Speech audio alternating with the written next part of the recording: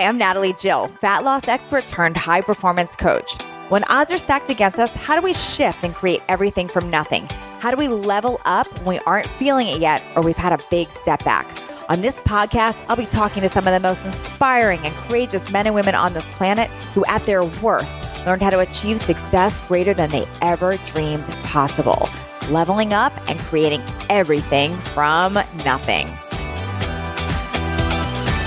When I think of the ability to create everything from nothing, I can't help but to have Bo Eason come to mind. He's one of the first speakers I had ever heard present on the idea of creating everything from nothing. And I just remember being so amazed by him and so inspired. So to come full circle and be able to interview him today, I am just so thrilled to be able to dive in deep with him. Now, for those of you that don't know him, Bo Eason started his career in the NFL. And when he played, he competed against some of the greatest players of his generation. But that's not what makes him so unique. What makes him so unique is when his football career ended, he branched out to something totally different. He became an actor. And not only did he become an actor, he created a one-man play called Runt of the Litter. And that extended to an off-Broadway and a 50-city national run. I mean, incredible to go from football to that. Now, he now says that in his third act, what he calls it now, he is a speaker and leadership coach, and he trains some of the most successful people in the world, athletes, artists, entrepreneurs, and more. Now, what makes him super unique? Well, he uses the story of his own unlikely, but for him, of course, inevitable, success in the NFL and on stage to train thousands of top achievers to become the best in their field by tapping into, get this, the power of their personal story. So join in today as I interview Bo Eason on exactly how he created everything from nothing time and time again. Today, I'm so excited because I'm talking with the one, the only Bo Eason, who I had to remind him that he met me years ago at one of his workshops where I embarrassed myself. He said that that's a normal thing, but I embarrassed myself at his workshop. I'm so excited to dive in and talk with him today because he's just such the epitome of someone who's created everything from nothing so many times, beginning with at age 9 when he decided that he was going to be an NFL player and created his own plan to make that happen, and it did. And then after that, created even a new goal after his NFL career to be a stage performer. He knew nothing about acting. He knew nothing about performing, and he did it. And he became a top performing one-man show that New York Times recognized as one of the top shows of the decade. Incredible. And then he's done so much. He's a coach. He's a best-selling author. He's just incredible. So I am so excited to have you here today, Bo. Thanks for joining me. Thanks, Natalie. Great to be here. So, oh my gosh, where do we even start? Because I want to go back to when you were 9. Let's start with that. Like, what made you want to be a football player? And not only that, what made you decide that it was even possible? Yeah, well, it didn't ever seem like it was possible, but that's never how I've operated, actually. You know what's so funny about the genesis of that whole plan and that whole story, which I rarely talk about, but it's a big part in the play, is it happened because of O.J. Simpson, of all people. Oh, really? Isn't that crazy? Yeah. How did it happen? Yeah, my dad was watching him play. Okay. In a game. I had never seen my dad. My dad's a rancher, like a farmer, right? So he doesn't talk a lot, right?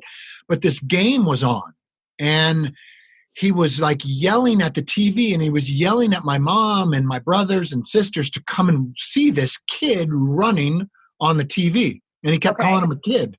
Because you guys get in here. Come on. And we've never heard my dad so excited. And he kept calling this guy a kid that was beautiful. And I never heard my dad call anybody beautiful. Okay. Especially this guy on TV. But he keeps saying it. So I ran in and I'm looking at who this guy is. And it's O.J. Simpson. And O.J. Simpson was breaking the record for the most rushing yards in a single season. And I was 9 years old. And I was watching my dad really carefully, and I was like, because look, at school and everywhere, all the boys around me, they all wanted to be O.J. Simpson, right? Right. But I saw how excited my dad was about O.J. Simpson, and all I kept thinking was, I'm going to stop him. Oh. So I'm going to make it my business to stop what is beautiful, you know? Wow. So wild, right? And And many, many years later, after the play was written and I had already finished playing in the NFL, I'd never met O.J. Simpson that whole time, right? And this is when the murders happened. That was in the 90s, right? And then in the 2000s, I get my wife and I, Dawn, my wife gets a call on her cell phone. And she goes, her face kind of turned ashen, and she goes, Bo, it's O.J. Simpson on the phone for you. And I was like, and then my heart just started pounding because I had these ambivalent feelings because, for one, I was in awe of him as a kid. He was my hero as a kid. But after the trial and all that, I was like, confused and crazy about it. And so I answer the phone and I go, hello, this is Bo. And he goes, hey, Bo, it's the juice. And I'm like, hey, man. Yo, what do you say? What's happening, juice? And what he was calling me for was some of his friends in New York saw the play. And they saw that he was like this integral part of the play. And what he was calling for was to thank me for not taking any cheap shots at him because he said, that would have been easy for you to do at this point. And you didn't. So I just wanted to thank you for that. And that was pretty much it. Just like wished me good luck. And that was it. But that was kind of the genesis of the plan. So when I was 9, I saw my dad excited about this kid.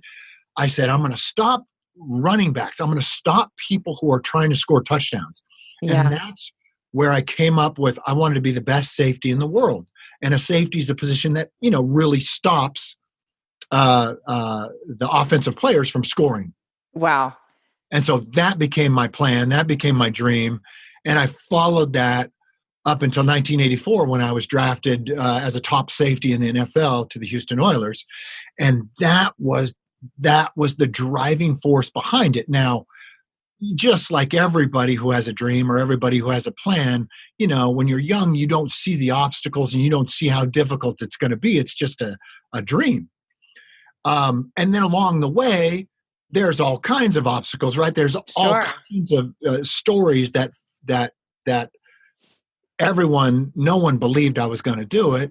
And no one recruited me in college. Like not one college wrote me a letter. Not one college recruited me. And here I was trying to be the best safety in the world, right? Right. And so I had to talk my way onto UC Davis's team, which is, UC Davis isn't a football factory. They play Division II football. They don't give any scholarships, right? Basically, you just walk in there and you play football. Well, they sent me home, They said, no, you can't play here. You're too small. You're too slow. And so what I did was just stick with my plan instead of stick with what they were saying to me. I love that because I always talk about what I call false assumed truths. And that's my definition of fat, false assumed truth, where people, we start out as these kids with these wonder and dreams and a vision. And then somehow in life, we get told all these limiting beliefs, things that are not possible. And then we start believing them as truths, like it's not possible. And we start listening, but you didn't do that. Like you stuck in your vision and you shut down what other people were telling you. How did you keep that going? Because it is challenging when so many people are telling you it's not possible. It is. It's really hard. There's a couple of things I had an advantage. One, I had the plan. So it was written in 1969, right? So I still have this plan. It's 49 years old now. And so it's fallen apart. It looks like the Declaration of Independence, But that's the document, that's the declaration that righted the ship every time someone told me I wasn't able to do it. And that was pretty much everybody I met, all the way from 9, all the way till I was 22 years old when I got drafted. Yeah. So, and that was every college, that was high school, that was scouts, that was everybody. And every time they told me it, it hurts your feelings, right? Like I'm a human being. So you're going, shoot, am I no good? Is this a stupid dream? I would always look back to the plan, which if you think about it, and this is a big part of the book is the declaration, what I call these plans, these 20-year plans, which I've done like 4 of them in my life, I call them declarations. And it's no different than the Declaration of Independence, right? Because like you and I are living out the Declaration of Independence. We're living out our freedoms every day, yet we never met the guys who wrote this Declaration of Independence Sure. 240 whatever years ago that was. But you and me bring it into existence every day by the lives we live. Sure. So no different. That's what I have my clients create. That's what I've always created starting at 9. And I didn't really know what I was doing then, obviously. But I wrote the document, I wrote the declaration. And every time somebody said I couldn't do it, I returned to the document and Yeah. said, the document says I can. Yeah, I love that too. And you just said, I didn't know what I was doing, but you did. And I feel like the kid in us does know what we're doing. That's our authentic Yeah. self. So your 9-year-old self knew what to do. And thank goodness you wrote it down as that Yeah. 9-year-old self and stuck to it because you didn't let those other opinions affect you. That's such an incredible story. And then when you accomplished it, when you were there, what did you think? Was it like everybody else was wrong? Was it, what was the thought that was going through when you were actually found yourself living that? Yeah. When I was actually there, it seemed as though everybody always believed that I could do it, you know? All the It's like- time. Yeah. It's like once the dream's achieved, everyone goes, I knew you were going to do it. I knew That's you so had funny. it. But, to the player or to the, the Yeah. person that's trying to achieve the dream, it seems as though everyone's against you. And Of that's how it course. seemed to me too.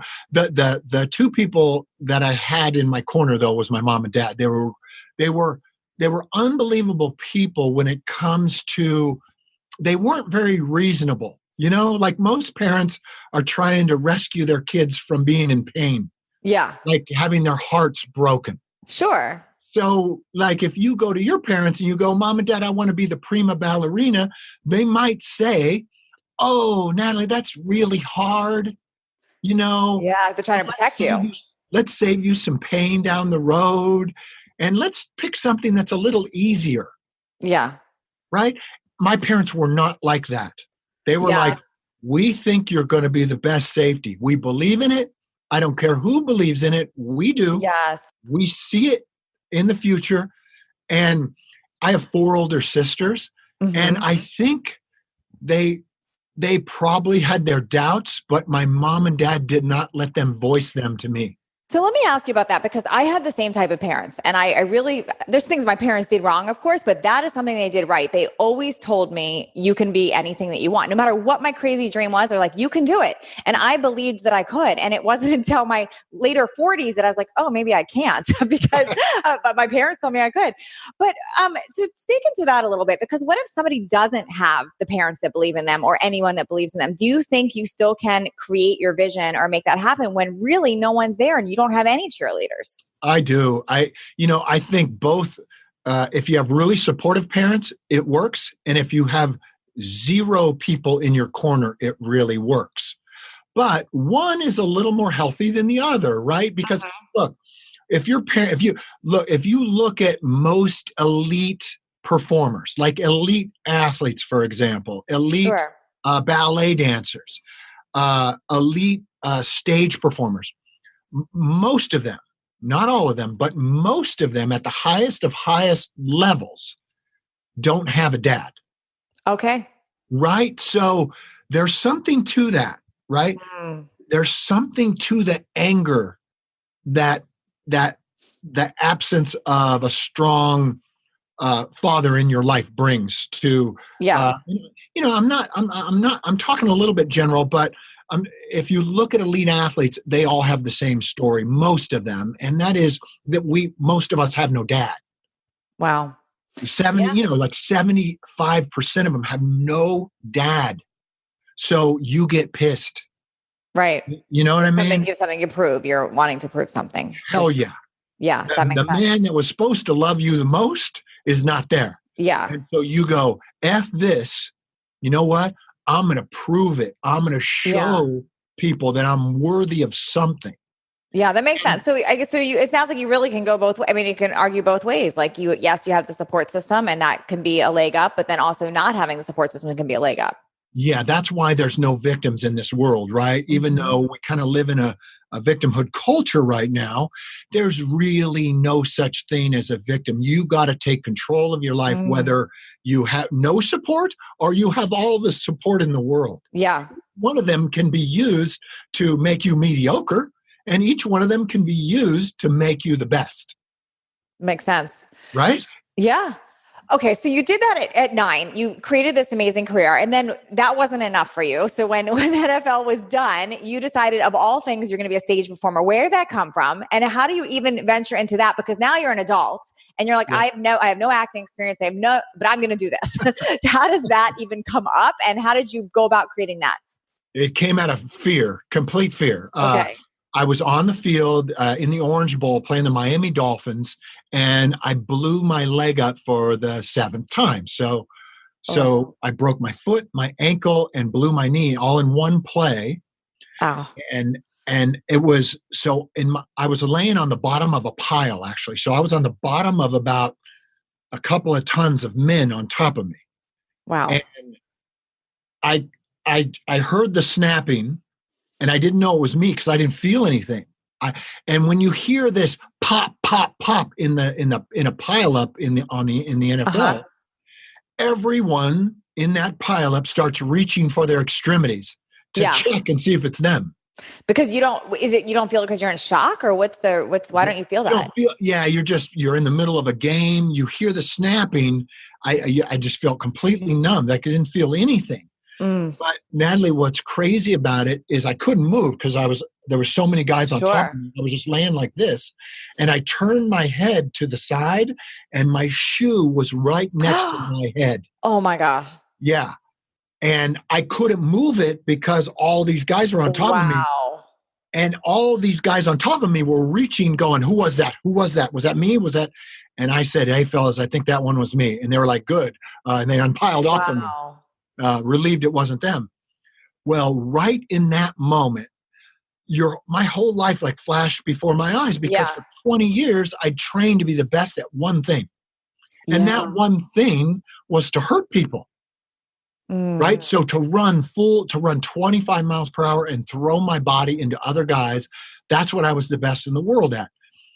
That does not transfer very well to the civilian world. So No. this is my 7th knee surgery coming up. I knew it. And I was like, this is over. What am I going to do? And the fear just jumped all over my back. And I said, man, you know what? I'm going to end up in prison Yeah. because the thing I do best is hurt people.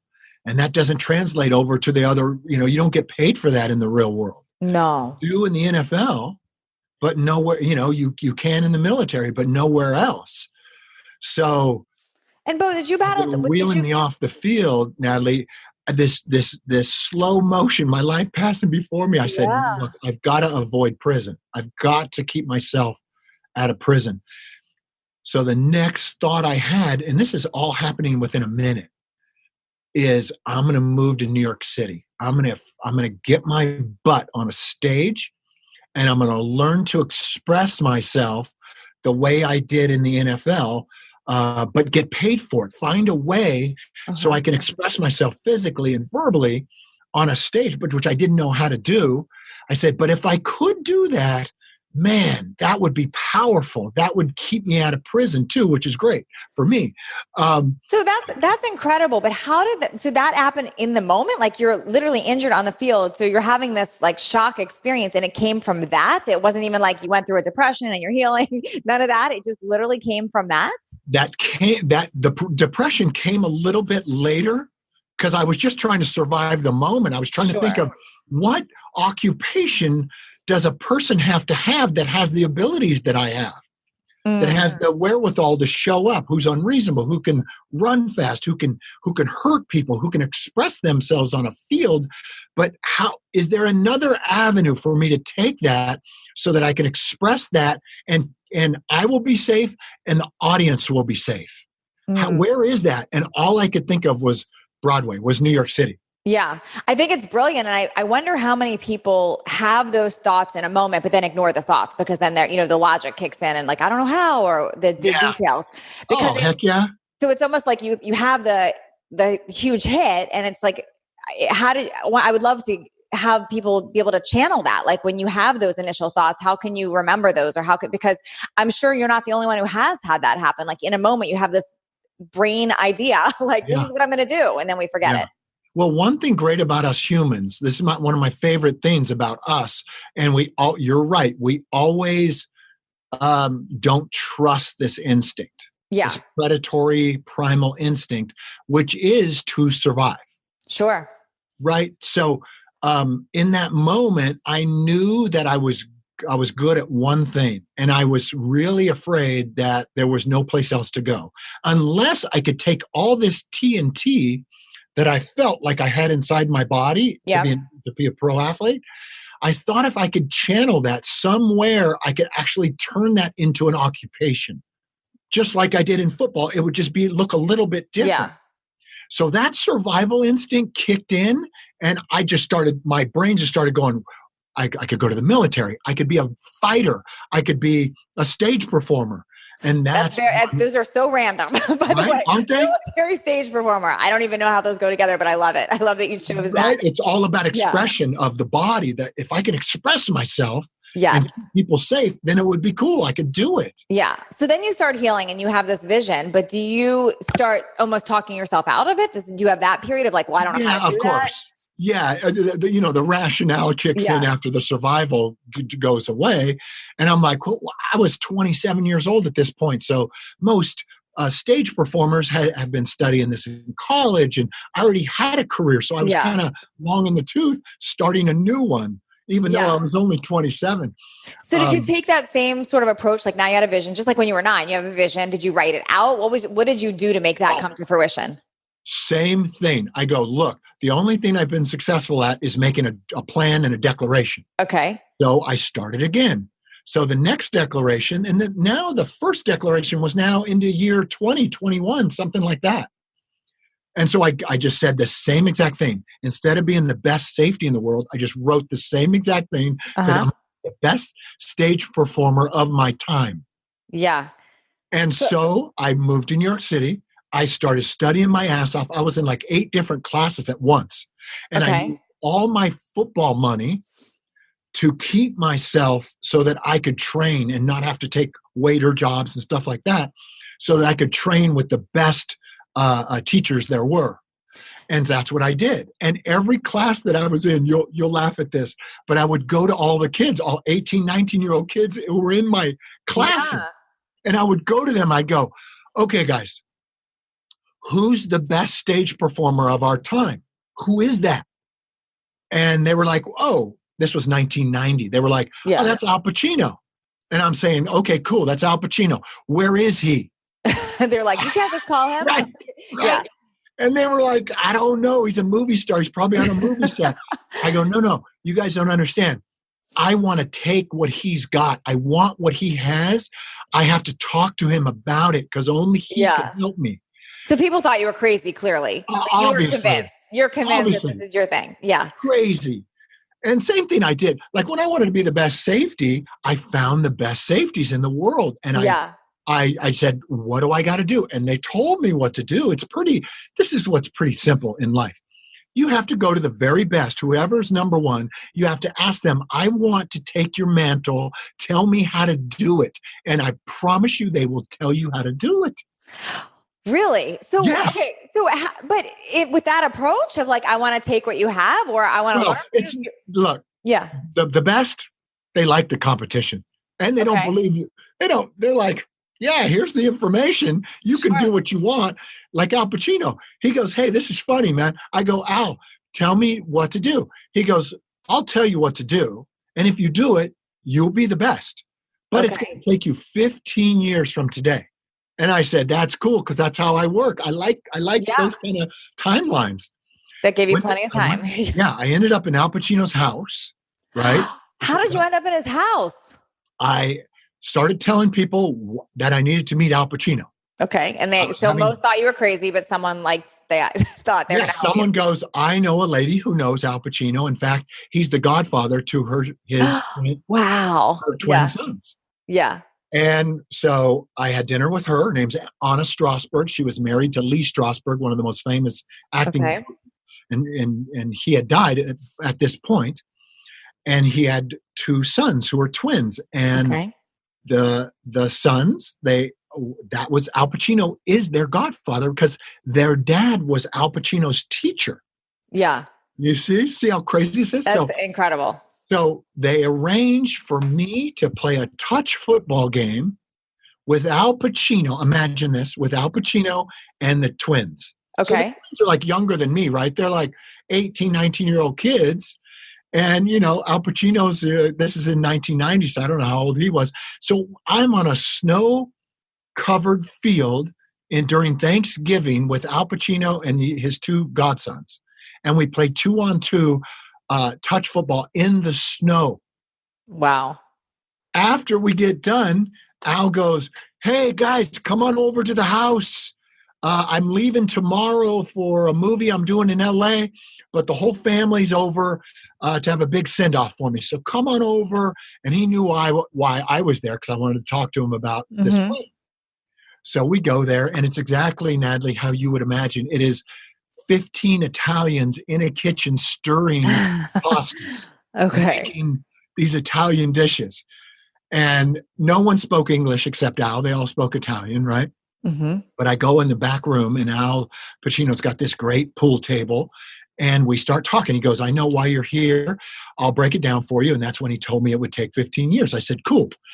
Basically, he broke the 15 years down for about 3 hours. Wow. But this is what it came down to. This is the nuts and bolts of what your audience will love. He basically told me my butt had to be on a stage more than anybody else's butt for the next 15 years. Okay.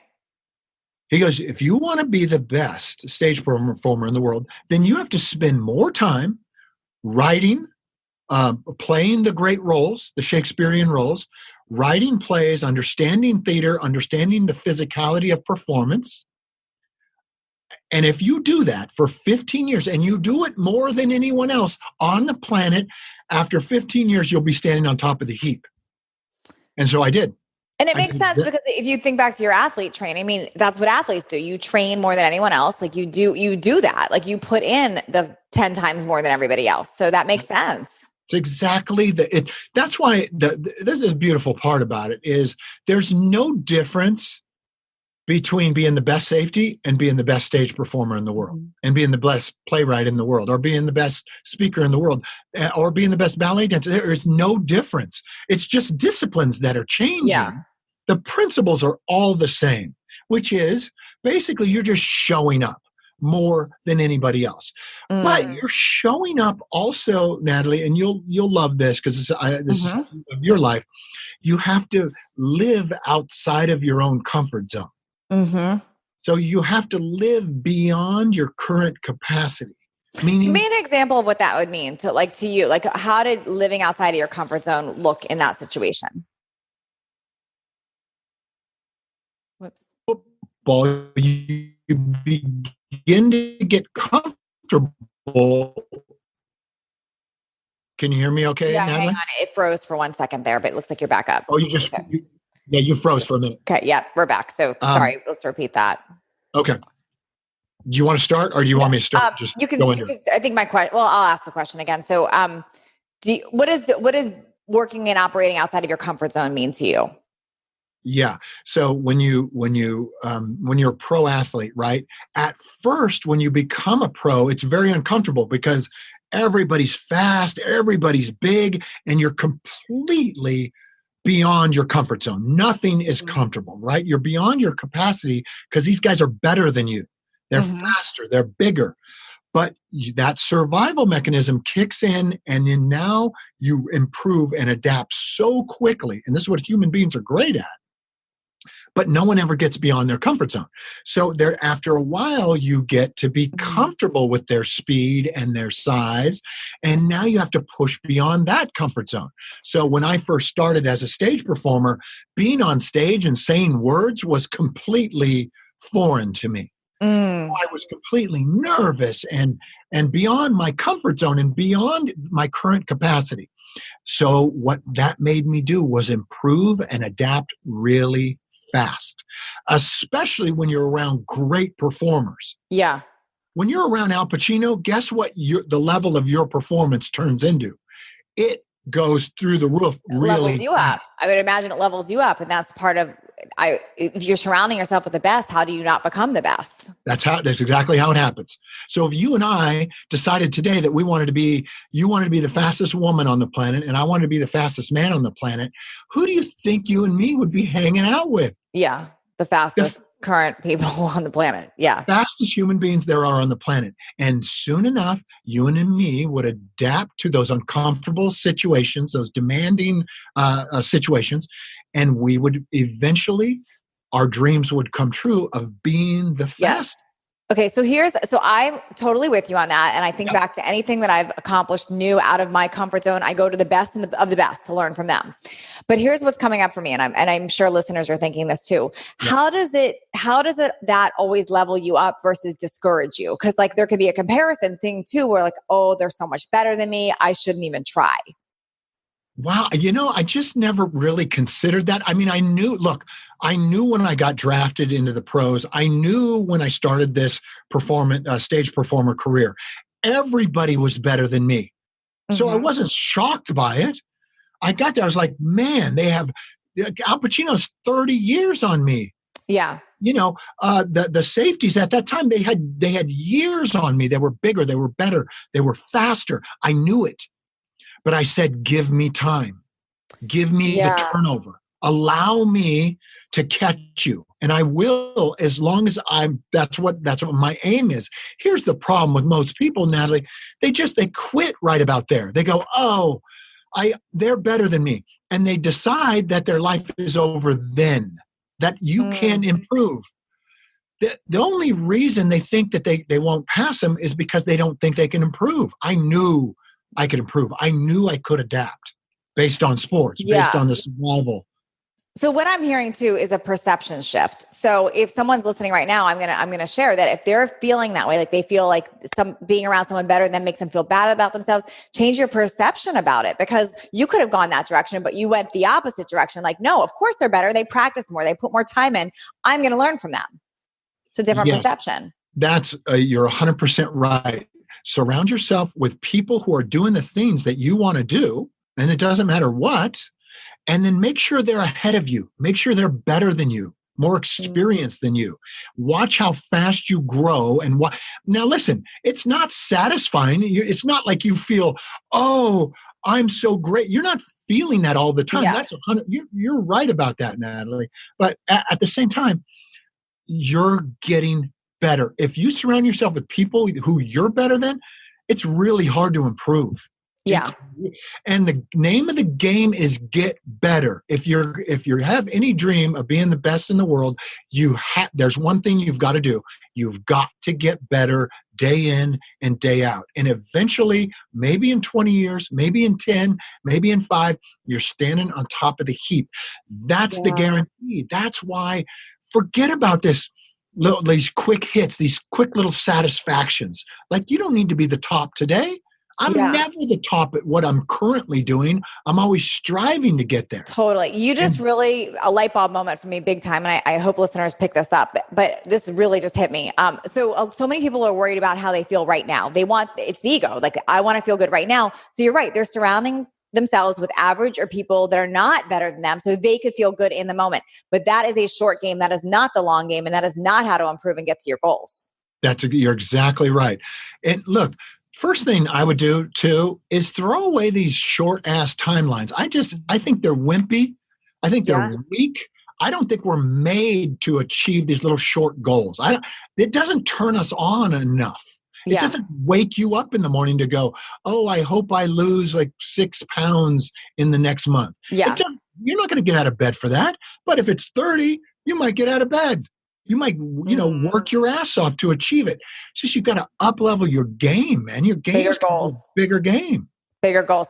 Okay. So how do you handle people that try to talk you out of your declaration and your goals? So I know you don't actually listen, but how do you handle them? Like, what do you say to them? Are they out of your life? What do you do there? Look, some people get scooted out of my life, and it's usually not me who's, rejecting them. It's Mhm. usually them extricating themselves from being around somebody with big dreams. I'm sure you have found this in your life, and I'm sure most of your listeners have too.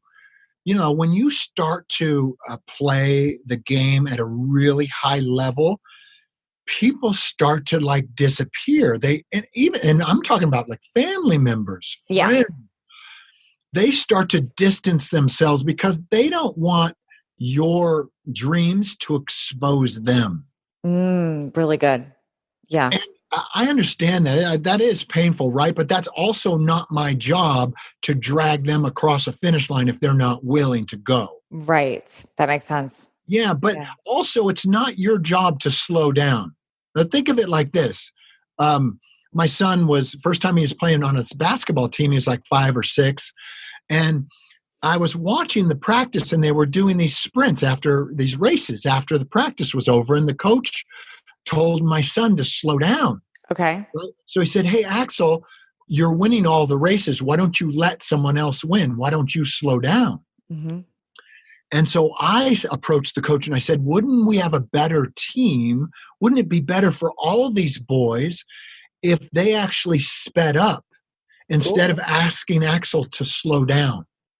Wouldn't Mm, our team be better? Wouldn't the world be better if yeah. everybody sped up to the fastest runner instead of the fastest runner having to slow down to the pack?" Really good point. And it's not your job. We are human beings. Our DNA is to be the best. Otherwise, you wouldn't have been born. Yeah. True. On the day you were conceived, 300 million sperm, and you were one of them, right? So Yeah. you're competing against 300 million driven, swimming their ass off sperm, and you won. You won. Yes. I You're won. right. So now I'm supposed to prove that I'm mediocre when I'm number Yeah. one against 300 million to 1 odds? Come on, Totally. guys. We're made that way. So our job is not to slow down and help the other sperm. Our job is to go to the top and let everybody follow us. That's our Yeah. job. Yeah. Bo, you have such contagious energy and you're so positive and so motivated. Like, do you ever have self-doubt or setbacks ever? All the time. Look, all day, every day. But here's the little tool I'll give everybody who Okay. has them. Because look, all of us have it because we're living in a society and a Yeah. culture that is trying to prove that we are mediocre. And I never go with the culture. I always go with Mother Nature Okay. because she's undefeated, right? She's Yeah. always going to win. Yeah. So I like winning, so I go with her. And Okay. Mother Nature tells me I'm number one. I love it. Right? She's the Yeah. one says, she goes, "Bo, you're number one. 300 million to 1 odds. You were born and you are the gold medalist. You are the champion." And that goes for everybody listening right now. So when So you're down, you think about that. I think about Mother Nature, but I also think of this. I can either choose to have self doubt, which is all I'm bombarded with day in and day out. Okay. Of every day, I'm bombarded. Or I could choose to be the best. So I Mm. am constantly choosing, and you guys it's going to feel mechanical to you at first, but Mhm. after a while, you will automatically choose being the best in the world at something rather than choosing other people's opinions or what the news or the media is telling you about who you are. Yeah. So all of us have to choose day in and day out. And I would love everybody to think of it as if you're an automatic pilot. If you and me went to Maui today in a jet, we would be off course 99% of the time. But the automatic pilot that the pilots turn on once they're up in the air rights that jet all the way to Maui, and it lands on the exact spot it's supposed to land on. But Yep. 99% of that trip to Maui, we are off course. Wow. The self-righting mechanism rights that jet all the way, and it's on course 1% of the time. So think of your dreams as give yourself a break. it's okay to be off course 99% of the time, as long as the self-righting mechanism is choosing to be the best. Yeah. So get this, and this, Natalie, is where everybody goes off. This is where everybody quits. You know why they quit? They quit because of shame. Because they just don't give themselves enough of a break to be off course. Yeah. When you're trying to achieve being the best safety in the world, for 20 years I was off course, but I kept choosing the best. And eventually, when the 1984 rolled around, boom, who's the best? Me, because I was the only one left standing, because everybody else quit because they couldn't stand being off course. Yeah. This is so good. I've done so many interviews on how people created everything from nothing, and nobody has ever pointed out, like you have, the idea of choice. There's commonalities with everyone I've interviewed, but not, and that's so critical. I love that you're bringing that up. Like, it's literally a choice, because everyone's human. And I love that you're sharing that you have self-doubts all the time, but you're just making a choice, a conscious choice constantly.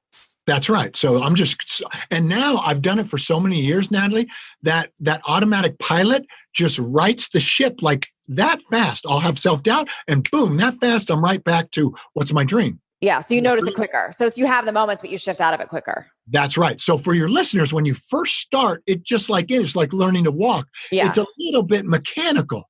You're off course a lot, and you just have to go, what's my dream? What's my declaration? Yeah. Boom, rights the ship. Okay, another question about that. And then I've got a million. I could ask you questions all day, but I'm going to try to stay laser on what I really want to know. So if somebody gets this and they want to do the whole, I've got it, I'm going to stay in my vision, what's my declaration? I'm going to make the choice. But then there's the actual, like, factual things, like there's no money in their bank account, or they're in debt, or their spouse is leaving them. Like, there's that, like, fact that's like right there glaring at them. So they lost their job and that was their vision. What do you do then? Because you're really getting pulled with some facts. Like, when do you decide, like, I'm in my choice, I'm in my declaration, or wow, maybe I really should look at this and make a shift and a change? Yeah, I always look at everything that happens in your life. Like, you lose all your money, you have a knee surgery, you get dumped at the prom, whatever it is. This is how I want you to think about it. Okay. Everything that happens is to your advantage. Okay. It's just there to help you get to your dream. Okay. So on my way to being the best safety in the world, all those 15 years, all those 20 years, I had 4 or 5 knee surgeries during that time. Mm-hmm. Every time I had one, guess what the doctor told me? And these are facts, like you just said. You said losing all your money is a fact. Well, a doctor walks into the room. He goes, Bo, we're going to operate on your knee. Football is over for you. I know it's your dream, but the dream is over. I know you're 15. The dream is over. My parents are standing right there. He says to my mom and dad, parents, guess what? Bo's dreams are over. This is his 4th knee surgery. That thing is no good anymore. He'll never make it. And my mom and dad look at me and they go, I think he's going to make it. Yeah. So it doesn't matter. This is why, look, quit trying to be so damn reasonable about life and about your dreams. Like, I hate this when people go, make a goal, but make it reasonable, make it attainable. I'm like, why? No. Why would you do that? If the dream's going to come true, then it might as well be a big ass, crazy ass dream.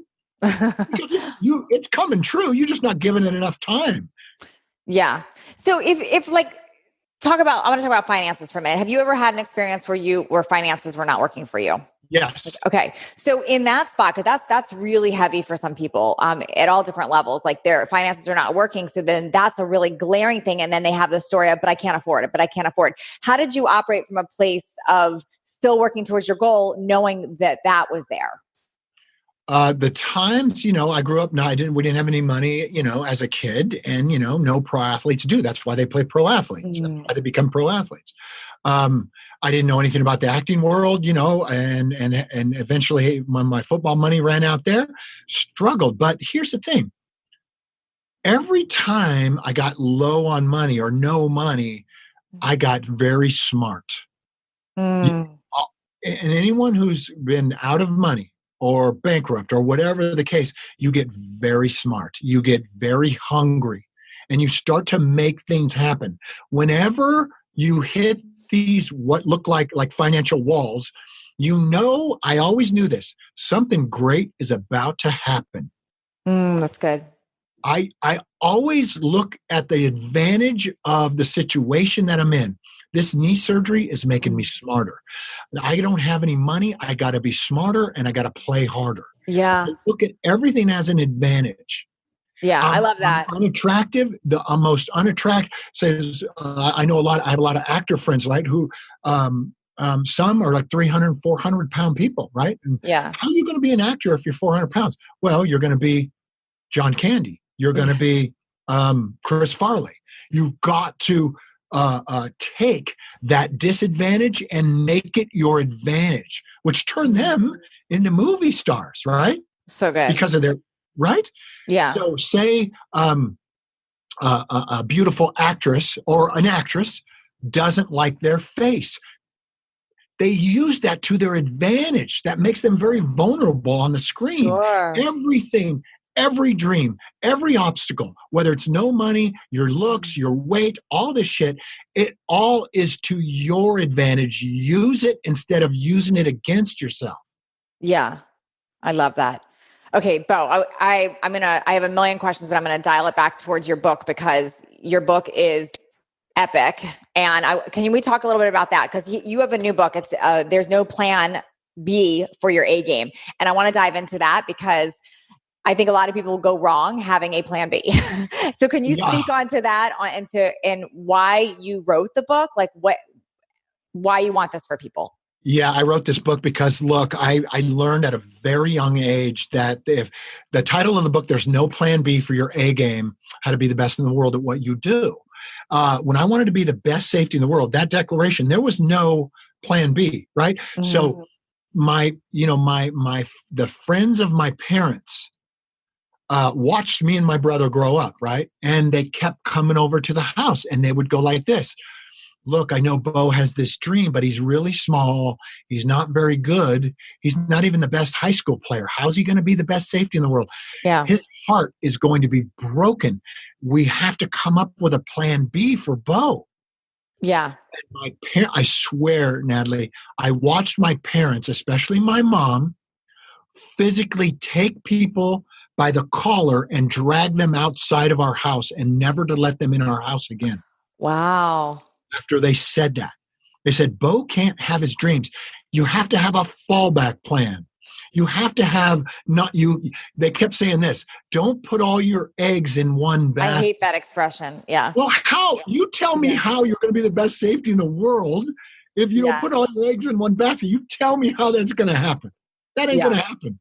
Yeah. So they kept trying to give me a soft cushion because they knew my heart was going to be broken, which they were right about that, right? So you don't go without a broken heart trying to be the best, for sure.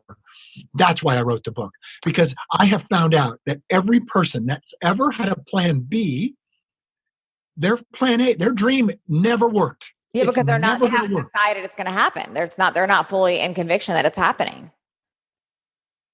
Yeah, if you have an option, it's not happening. It's not happening. And people do this in marriage. They do this all the time. They date somebody who's kind of okay because they think that their dream person's not out there.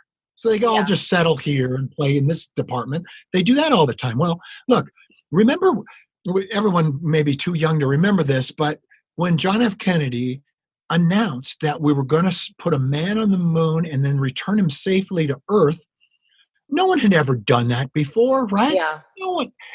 Imagine the faces of the guys and the gals at NASA when he announced that we were going to do that within the decade. You're right. He said we're going to do it within the decade. Yeah. And everyone at NASA is like, what did he just say? Is he crazy? Yeah. But did he give us, as Americans, did he give us a plan B? Did he go, and if we don't get to the moon, no, he didn't. How about we just circle the moon and then come back? Yeah. No, you're right. He didn't. He didn't. If he would have said, now listen, America, just so if it doesn't work out, it's still going to be okay. We'll just cruise around out in space. We'll return him safely. It'll be fine. If he would have said that, we would have never walked on the moon. That would have never happened. So ever. good. Because human beings always go to the most comfortable position. Yeah. They settle. It's kind of it's kind of the way we are. But if you look at the people who go, here's the plan A, and then they go, well, what's your fallback plan? Well, I don't have one. So all these parents who were coming to my mom and dad's house saying, Bo should really study his books really good because he needs to get a real job. He needs to have a plan B. My mom and dad, I watched them throw these people out of the house, and I knew they were serious about my dreams as much as I was. I knew there was no other option. Now, there was also no other option to be in the best stage performer. There was no option to be in the best playwright. There was no options for me. And if you don't have any options, you're going to end up being the best in the world at whatever you choose. But the promise is this: it's not milk and honey the whole way. Yeah. It's hard.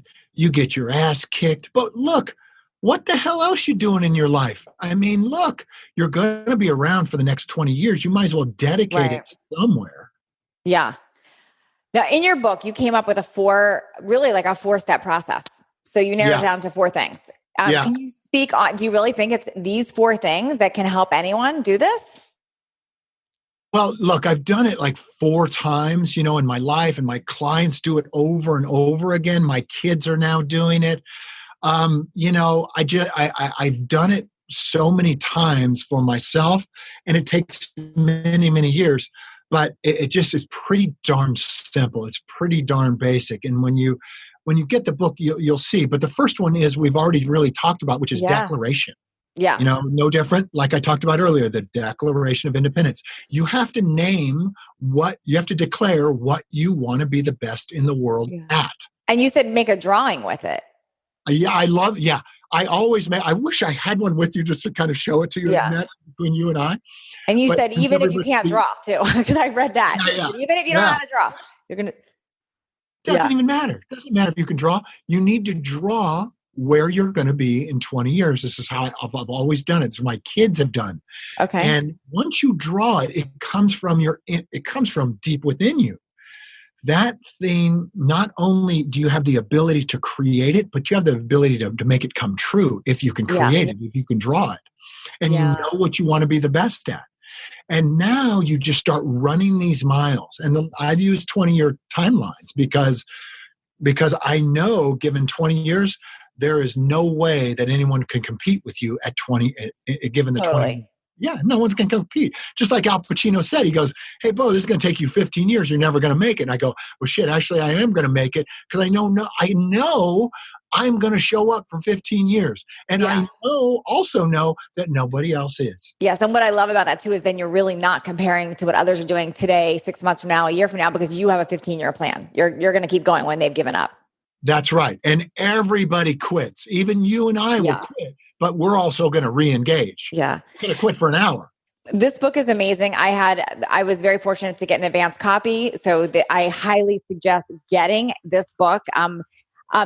Bo, I do have one more question before I go more into where they can get the book and where they can find you and all those things. And this is a question I ask every single guest on the show.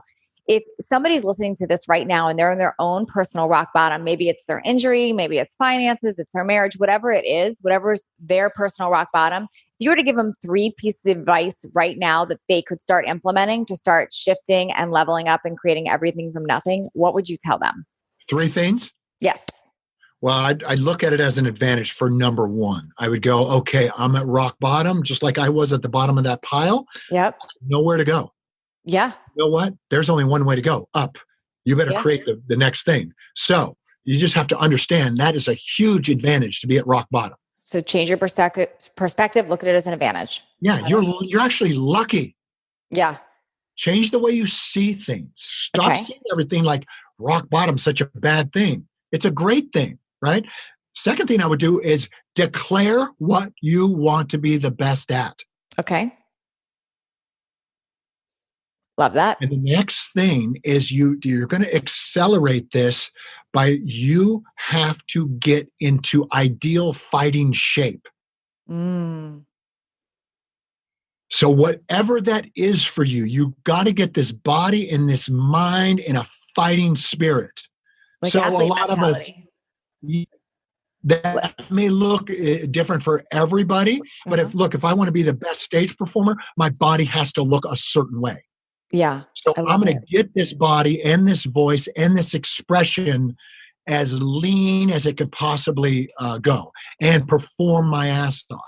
So Because good. look, what I'm asking you to do with those three things is give all that you got, right? Yeah. So you have to have the stamina to fulfill on your dream, which is going to take several years. Yeah. So you've got to be in ideal shape. You've got to be like a marathon runner when it comes to that. This is So really put good. yourself in that kind of condition and do it. You are so lucky if you're rock bottom. I know no one wants to be there, but that's where all creation comes from. Yeah. You're right. You're totally right. And I know that people that are in rock bottom don't see it right then, but that perspective shift is real and it is true because you will look back on that rock bottom and know that that's where it came from. It's amazing. And you've got nothing to lose. You're already at the bottom. You got nothing. So create your ass off. Yeah. Create what you want to be the best at and go do that. The only reason you're at rock bottom is you never chose to be the best at that. You chose to be okay at that or mediocre at that. Yeah. You chose that. Now I want you to play a bigger game, choose the best, then fulfill on that birthright. I love that. There's no plan B for your A game. Where can you find it, Bo Eason? Where can they find it? You can go to boeasonbook.com, boeasonbook.com. And also look, if you go there, you can learn a lot more about the book. You can get the book there, but also there's a program there, a free guide that I'll give you. It's 7 ways to play a bigger game. Ooh, that's amazing. Right. And the only people that don't reach the top is because they don't play big games. Yeah. They should, because that's how they're made. They're like, if I said to you, Natalie, like right now, or you and me made a truce or a commitment right now, like something crazy, like I've never run a marathon. I don't know. Have you ever run a marathon? No, but don't make that my thing. I'm not doing that. That's not my dream. But no, I know. But like, so even if it wasn't I'm going to have a dream, private jet. Let's go with that one. Yeah, private jet. So Okay. if we committed to that, that's a huge game just because of the financial cost that is.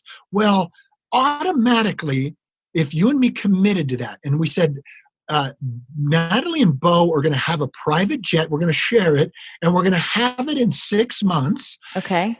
Just think of what we have to do tonight. Yeah. To fulfill that. Think about what time we have to wake up tomorrow morning. Yeah. To fulfill. Think of what we have to eat. Think of our exercise program. Think of the energy that we're going to expend in the next 6 months that have to take place now. Yeah. Think of, are you and me going to waste any time in these 6 months listening to people who say we can't do it? No. Or wasting time on scrolling social media or things that don't help towards the goal. Yeah. Are we going to watch the news tonight? No. Are we going to eat junk food tomorrow morning? No. It makes your life so simple and so easy. But that's why I want you to have the free guide, because if you learn to play a bigger game, because look, my experience is these dreams come true. They always do. So why would you dream for something half-assed? Yeah. Why would you dream for something mediocre when you know it's coming true given the timeline? Yeah. You've completely motivated me. I'm making all new goals today. And they will be a lot bigger. And I'm going to draw a picture. That's right. Yep. Yeah, boeasonbook.com. They could pick it up, and it walks you through the steps, that I've done my whole life, that my kids do, and my clients do. It's really exciting. Thank you so much, Bo. This has been great. You're welcome, Natalie. It's great spending time with you. Thanks for leveling up with us today. Please share this episode if you found it helpful so others can join in. And don't forget to hit that subscribe so you don't miss out on future shows. And if you would leave me a 5-star review, I appreciate those so much. I read all of them, and it's how I know that I'm giving you information that you find valuable. And come interact with me over on Instagram at Natalie Jill Fit. I read all the direct messages and comments over there. Make it a great day, creating everything from nothing.